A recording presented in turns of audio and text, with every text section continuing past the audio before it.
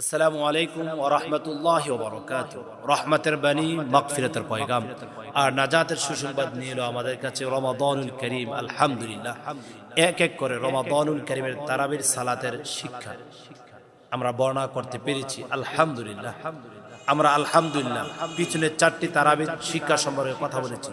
আজকে 5ম নাম্বার পর্ব। আজকের তারাবিতে হাফেজে কোরআন তেলাওয়াত করবেন সূরাতুল মাইদার 83 নম্বর আয়াতে কারিমা থেকে সূরাতুল আরাফের 11 নম্বর আয়াতে কারিমা পর্যন্ত। এখানে অসংখ্য অগণিত আয়াতে কারিমাগুলো রয়েছে। তার মধ্য থেকে কয়েকটি আয়াতের মূল সারমর্ম আমি আপনাদের সম্মুখে তুলে ধরার চেষ্টা করেছি।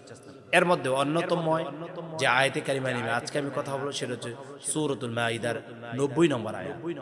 সূরাতুল মাইদার 90 নম্বর আয়াতে কারিমাতে আল্লাহ তাআলা বলছেন, পৃথিবীর কোনো মানুষ যদি 4টি কাজকে যদি ছেড়ে দেয়, আল্লাহ তাআলা তাদেরকে সফল করে দেন।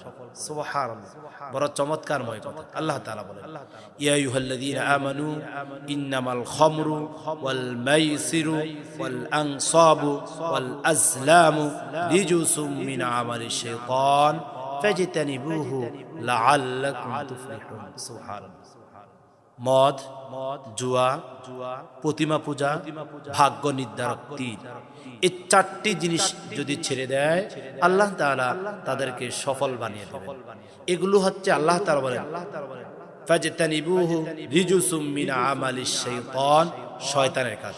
অন্যথায় আল্লাহ তাআলা বলেন ওয়ালা তাত্তাবিউ ফুতুওয়াতিশ শাইতান, তোমরা শয়তানের পদাঙ্ক অনুকরণ করো না। আর এই আয়াতের মধ্যে আল্লাহ তাআলা বলেন এই 4টি কাজ হচ্ছে শয়তানের কাজ। তাহলে আসুন না, যদি সফল হতে চাই এই 4টি কাজ থেকে আমরা নিজেকে দূরে সরানোর চেষ্টা করি।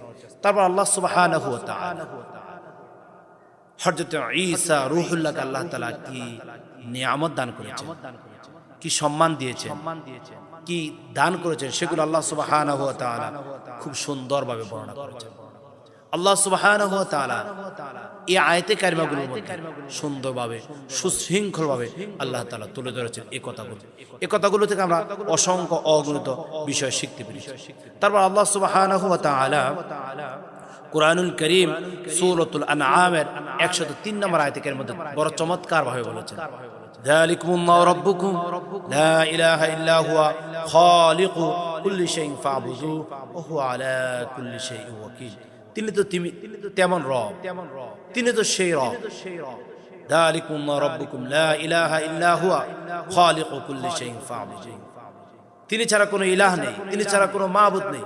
লা তুদরিকুহুল আবসার ওয়া হুয়া ইউদরিকুল আবসার, পৃথিবীর কোনো চক্ষু মহান রবকে দেখতে পারে না, কিন্তু মহান রব সকল প্রাণীকে দেখে।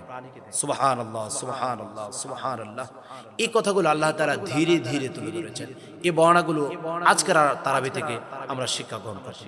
আমি সর্বশেষ মেসেজ দিয়ে আমি যে কথা সংক্ষিপ্ত করতে চাই সেটা হচ্ছে সূরাতুল আনআমের 53 নম্বর আয়াতের মধ্যে আল্লাহ তাআলা বলেন, ওয়া আন্না হাযা সিরাতী মুস্তাকিমান ফাত্তাবিউ ওয়া আন্না হাযা সিরাতী মুস্তাকিমান ফাত্তাবিউ, এটা হচ্ছে সহজ এবং সরল পথ।